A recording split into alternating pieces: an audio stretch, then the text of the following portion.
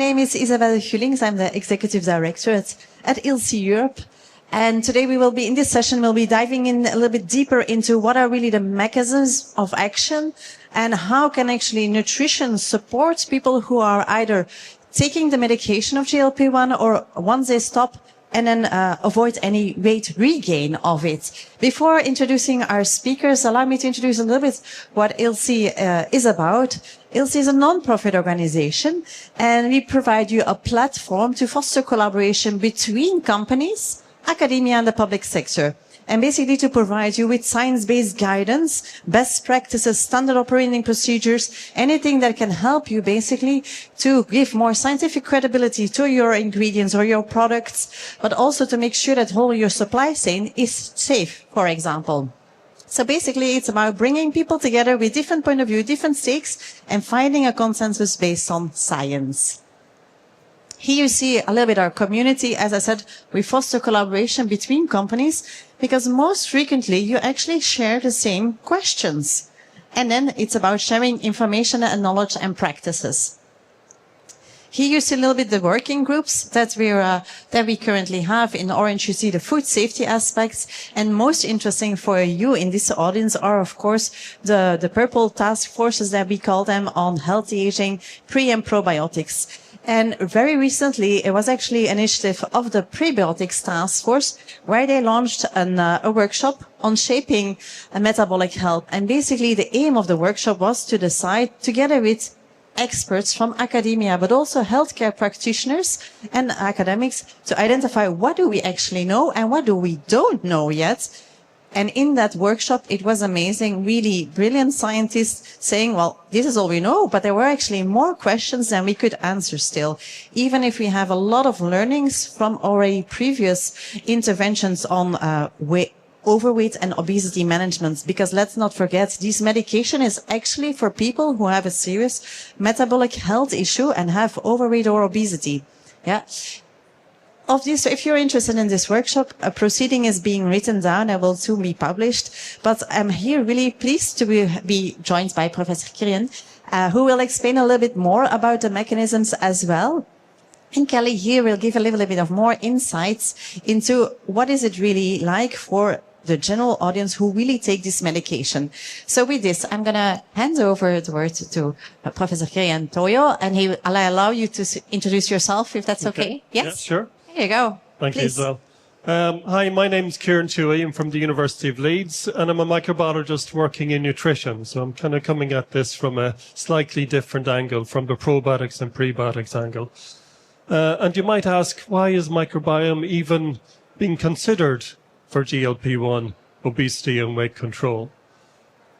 Well, recently, going back maybe to 20 years now, we've seen that the microbiome of obese people is very different from lean people.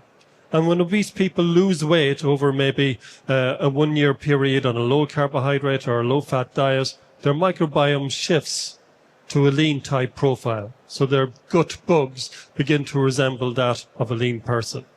Now, of course, this doesn't answer the question, the chicken and egg, which comes first, the microbiome change or the disease, the obesity? And there's been a lot of work over the intervening years to try and address this question. One study that has really brought some new evidence to this field over the past number of years is the Direct Plus dietary intervention. This was a long-term dietary intervention with a Mediterranean diet high in polyphenols, and they wanted to look at how this, over an 18-month period, could reduce body weight, improve metabolic health, and reduce markers of aging in people at risk of obesity.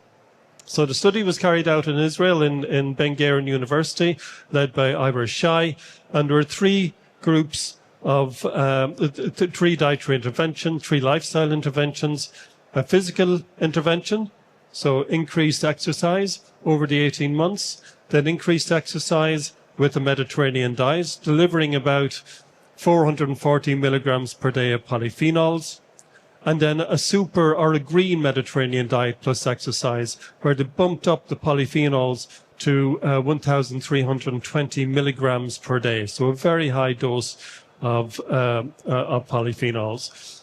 And we looked at body composition, metabolomics, the metabolites in the blood, as we've just heard, can play an important role in regulating energy metabolism, cardiometabolic disease risk factors, cognitive function, brain imaging, and the gut microbiome, of course, in our lab. And what they found was that even after 6 months on this Mediterranean diet, you could see significant weight loss, significant reduction in markers of cardiovascular disease risk, circulating cholesterol, insulin levels. You saw a reduction in hepatic fat, so in fatty liver disease. You saw a big change in the microbiome, and you saw a change in the metabolites being produced by the microbiome, including neuroanginin and other polyphenols, but also bile acids. And these bile acids are particular because we know that they can regulate energy metabolism and immune function in human cells, not just in the intestine, but in the liver and adipose tissue and right around the body. In fact, if you looked at the change in microbiome induced by this diet and used it to predict the change in physiology, you could say that there was a significant correlation between the microbiome change and change in things like blood pressure, lipid profiles, body weight, and the Framingham risk score, which is a combination score of cardiovascular disease risk. So it looked like the microbiome was predicting the health effect in response to the diet. Of course, this is still mathematical correlation. It's not hard evidence that the microbiome is impacting on the disease parameters. So they went one step further. And this is not chocolate here, I'm afraid. It's not the flavontriols.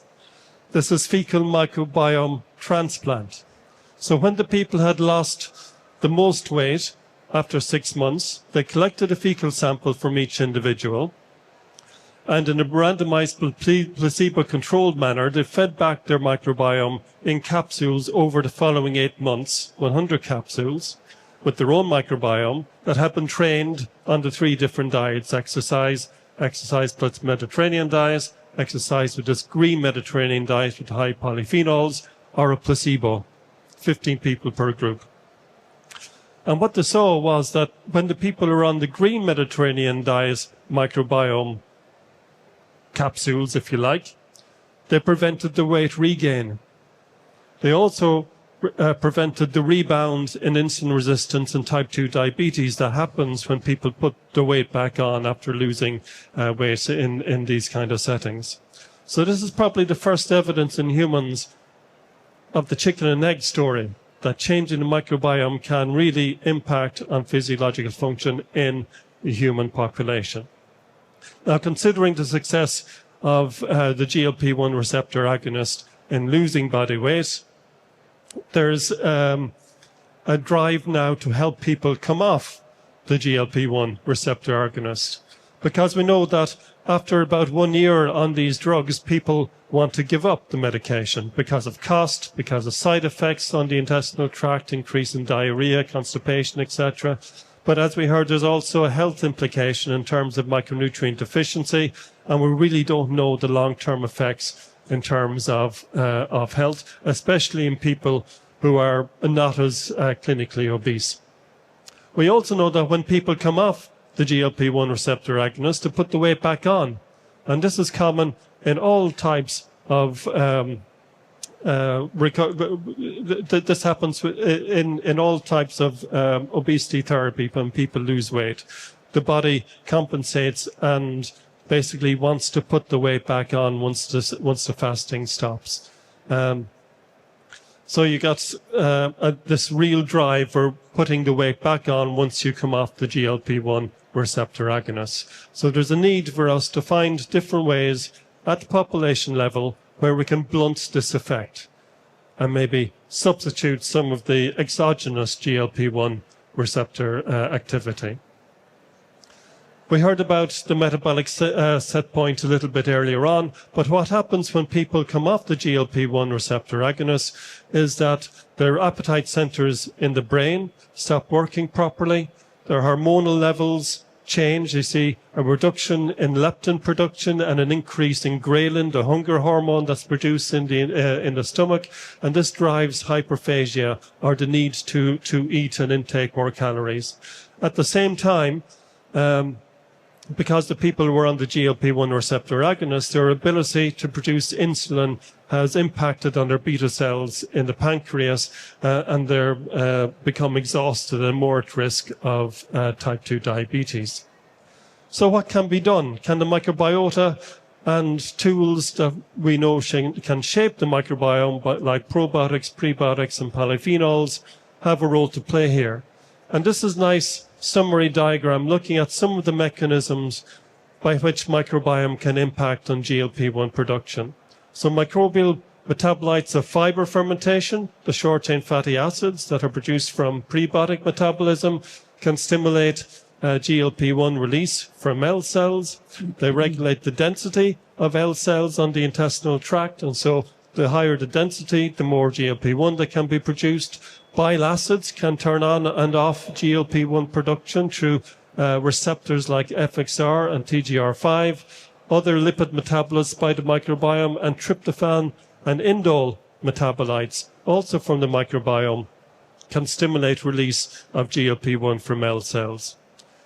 Now, there's a shared pathway between polyphenols and tryptophan and indole metabolism. So there's many of the same molecules can mediate these kinds of effects. So there is a mechanistic basis, and this has been shown in animal models, especially by the group of Nathalie Delzine and Patrice Canet in Catholic University Louvain, where they show that prebiotic ingestion can increase the concentration of GLP-1 in the portal vein, and importantly also reduce DPP4, which is the enzyme that breaks down GLP-1 in blood.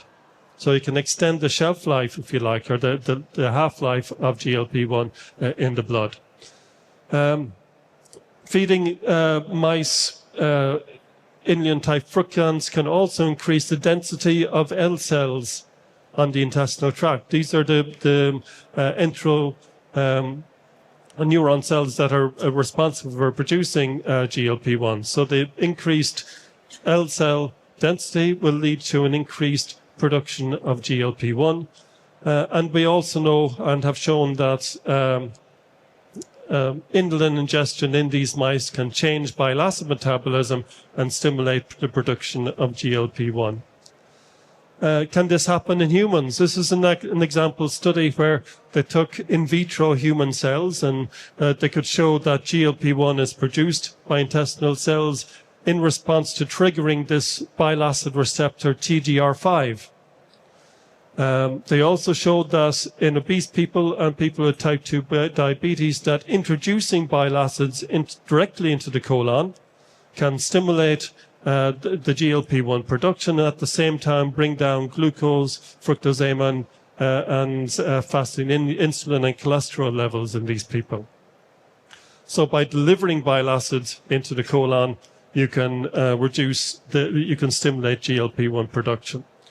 Now, two dietary factors that are very important in driving bile acids into the colon are fiber, or polyphenols, and prebiotics. So there's a nice interaction between the dietary components and bile acids.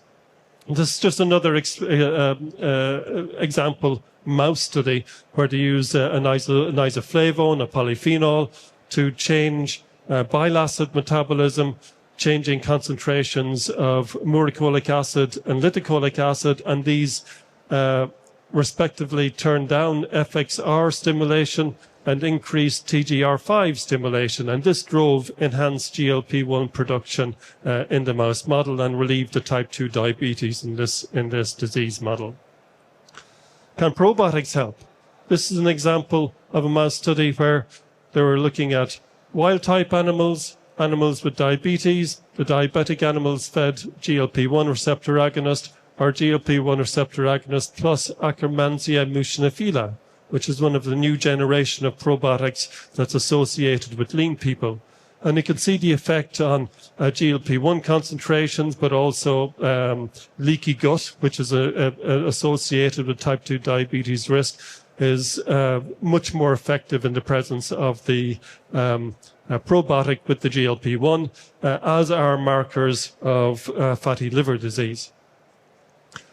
And for my final study, this is a dietary intervention in Chinese men, non-smokers, showing that a dose-response effect with a high polyphenol curry can also stimulate GLP-1 production postprandially.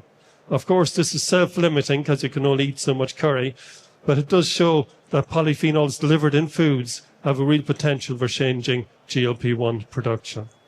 So this opens up a new paradigm. As people are coming off the receptor agonists, can we use foods that are rich in polyphenols, prebiotics, and probiotics to stimulate our own endogenous GLP-1 production, to substitute the drug that has been stimulating the production.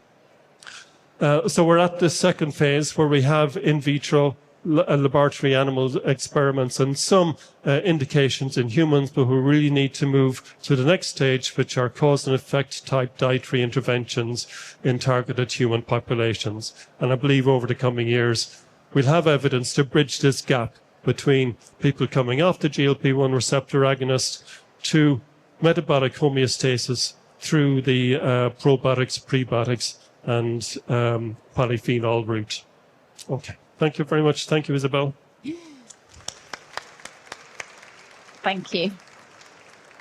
Thank you very much, Kieran, for this introduction and to show that indeed from going from an injection, so exogenous introduction, we can help people to stimulate their own production of GLP-1 and potentially transitioning and avoiding quicker regain.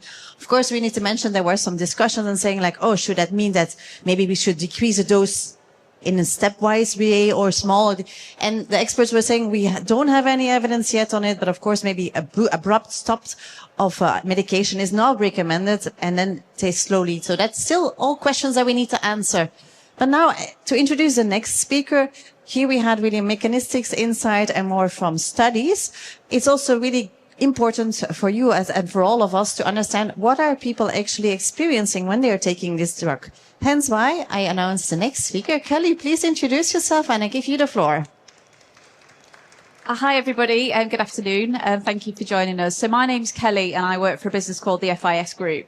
And we're a UK-based agency, but we do work globally. And we are a consumer insight and innovation organisation. So our whole purpose is to take consumer behaviour and translate that into innovation opportunities, commercially beneficial opportunities for the food and drink sector. So I just want to say that I have a disclaimer here. I am not pro. I don't condone. I'm not pushing the GLP-1 drug. All I'm going to do today is talk to you about how consumers are using this. The study that I'm going to talk you through today is predominantly UK-based. But I just want to set the scene very quickly in terms of what we're seeing as an industry. Can you just raise your hand for me if you want to be healthier? Okay, great. So what we find is over 85% of the population do want to be healthier. But the sad thing is not many people want to have to try harder to do so. So that's one of the big fundamental macro trends that we're seeing at the moment. And we're seeing that consumers are thinking about health much more holistically than we've ever seen before. They're thinking about their sleep, they're thinking about gut health, their brain health, they're thinking about bone health, so much more than just diet. And I guess what we've seen as a food industry over the last decade is we've tried to create a sector that makes customers consume more.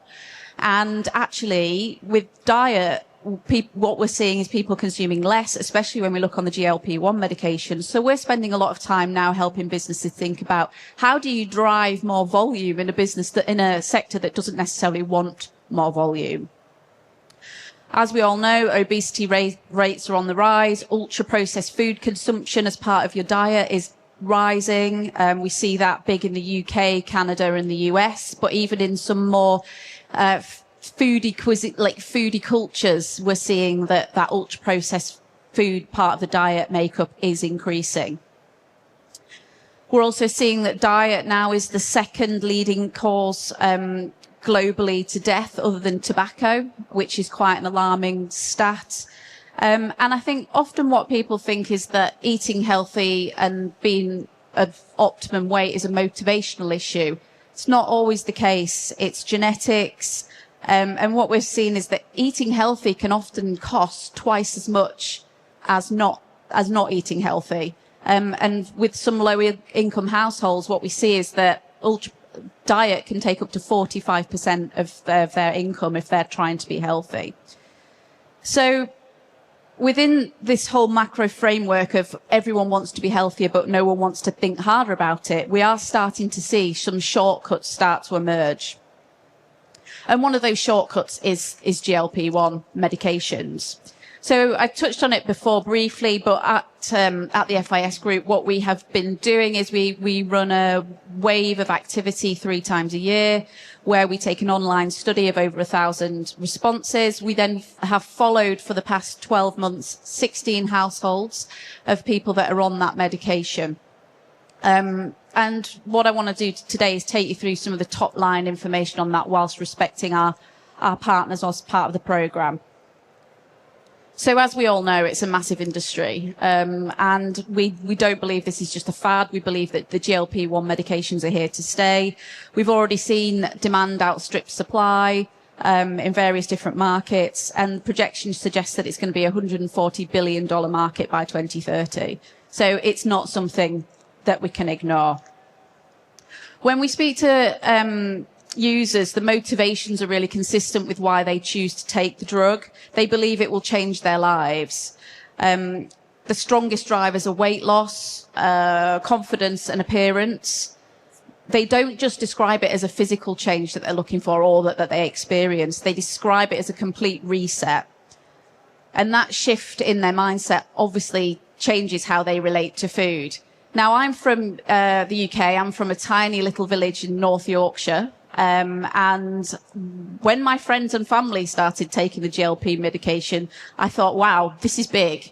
And I've seen massive changes in them. I've seen it not just in what they eat, but their confidence. And it really has changed a lot of people's lives.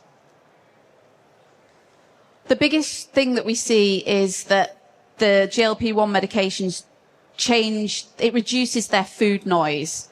So they're not always thinking about food, what to eat, when to eat, how much to eat. I've recently been diagnosed as a celiac and I have food noise now. And that's, again, changed my outlook on how I think about the GLP-1 medications. I constantly think, where am I going to eat? Are they going to have something for me? And that food noise is a real thing for a lot of people. I'm sure many of you here will have it in some shape or form. But the GLP-1 medications reduce that noise. 90% of people are feeling more in control of their diet. They think about food less often. They have a lower appetite, fewer cravings. And because of all that, they're finding it easier to lose weight. And ultimately, what we're seeing here as a macro shift is we're seeing a desire-driven become more of a need-driven state for consumers. And that shift shows up very clearly in behaviour. So one of the biggest insights for me as we embarked on this study was that people aren't just eating less, they're eating differently. And that's really important. So the key things that we're seeing is that consumers will prioritise protein, fibre. 2/3 have increased their fibre intake, but nowhere near what it needs to be as the guided amount.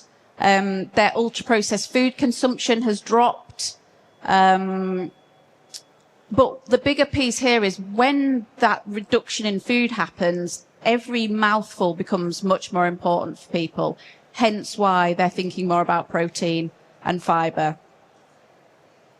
We're also seeing that's had very positive impacts on the broader household. So for those that are not necessarily on the GLP-1 medications within the home, but the person that might be doing the cooking or the main food buyer, there's positive behaviours happening broader in the house. So as that food consumption drops, food becomes less about enjoyment and more about efficiency and functionality. And we are starting to see a subtle shift here. Food becomes something that's very much reevaluated in and out of the home, and it begins to shape what we're seeing on shelf. And I'm sure many of you will have seen some of the movements in the UK supermarkets. We've got nutritionally dense products in Marks and Spencer's. A couple of the other brands are launching products that are smaller in size but higher in nutritional quality. And that's a movement that is not only for GLP-1 users, but for a broader trend around macro health.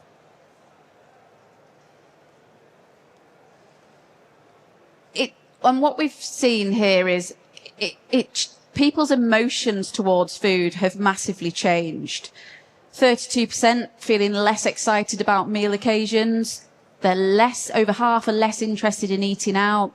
Takeaways less appealing. And the food and drink sector need to respond to that. And where there's adversity, there is always opportunity there's always an opportunity there. So I think we need to think about this differently. And how do we make every mouthful count?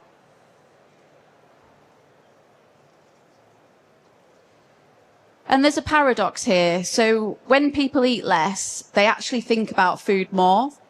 And the level of control goes up, but that cognitive load doesn't necessarily disappear. It just shifts. So what we're seeing now is that there's much more label reading from consumers, more planning, and 83% of people on the GLP-1 medications are taking supplements in some shape or form. Now, what's alarming here is that they don't necessarily know what that supplement will do. They know it's good for you, but they can't tell you why. So there's definitely work to be done there in terms of the education piece. We see a lot of supplementation happening to try and combat some of those side effects like hair loss,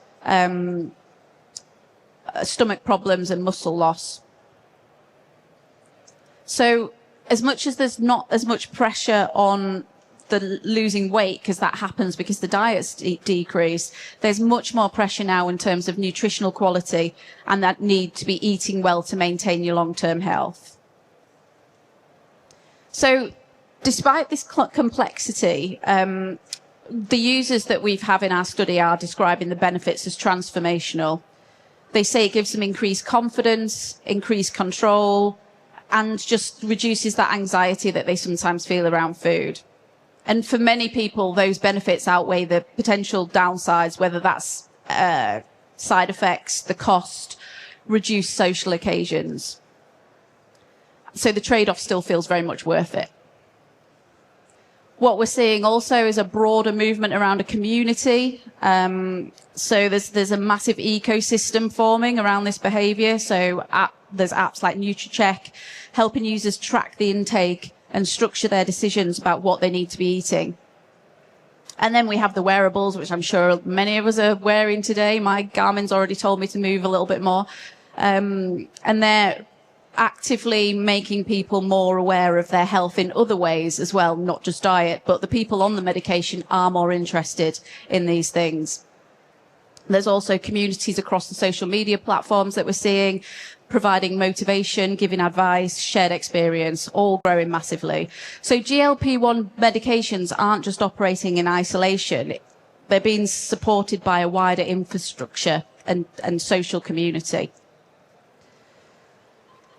So some of the panels that were on this morning have touched on this quite a lot, and Kieran's also mentioned it, but here we have one of our panel members who gave me permission to share her photos before and after 8 months of being on the medication, and she wants to come off the meds, mainly because of cost, because it's expensive.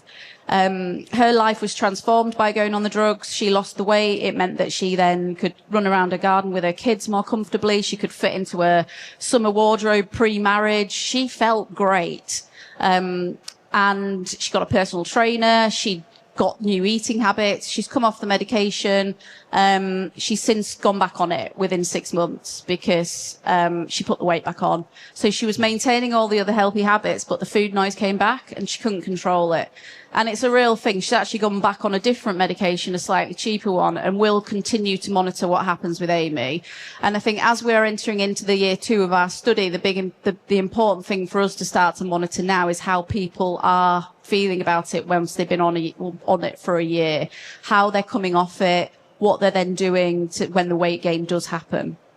So people describe the medication as scaffolding, and there's no clear answer yet. We need to wait for a few more people to come through the study, but it's going to be really interesting to see how that shapes. So even with GLP-1 in place, the food complex is still it's still really difficult for consumers to understand. So the question for us now is no longer just about what people want, but what helps them navigate this difficult journey when considering what to eat. It comes down to three things. So what we found consumers want, they want to feel like they're making the right decision without having to decode everything. They want joy. So as much as the food noise is gone, they still want joy. They want some emotional connection with the food. They want an emotional reward, and pleasure still matters despite consumers seeing food as less of a joy. And third is value, but it's no longer about quantity here. It's about quality. So the question shifts from how much do I get to what does this do for me and is it worth it? So the key takeaways today, and this is when the shift becomes reality. GLP-1 doesn't just reduce appetite, it increases expectation. Because when people eat less, every decision becomes more intentional. Every product is scrutinized more, and every bite has to justify its place on the table. So good enough stops being enough, and products need to now deliver functionally, emotionally, and nutritionally to make sure that they stay within customers' repertoire. And I think that's it from me. Thank you, everyone. Thank you very much, Kelly, and really important takeaway messages indeed for people with overweight and obesity. It is genetic factor, but a lot is also still behavioral. And for them to lose weight, GLP-1 is a medication that supports them to lose weight. And then there's still an important behavioral change that needs to happen. And here is actually the opportunity, for them to discover that healthy food, which is rich in fibers, polyphenols, pre and probiotics, can also be joyful and tasty and so on. And that's really an opportunity where we have to offer them this type of food, and then hopefully they acquire new habits that will stay over the long run. So really a good opportunity for new dietary habits to establish.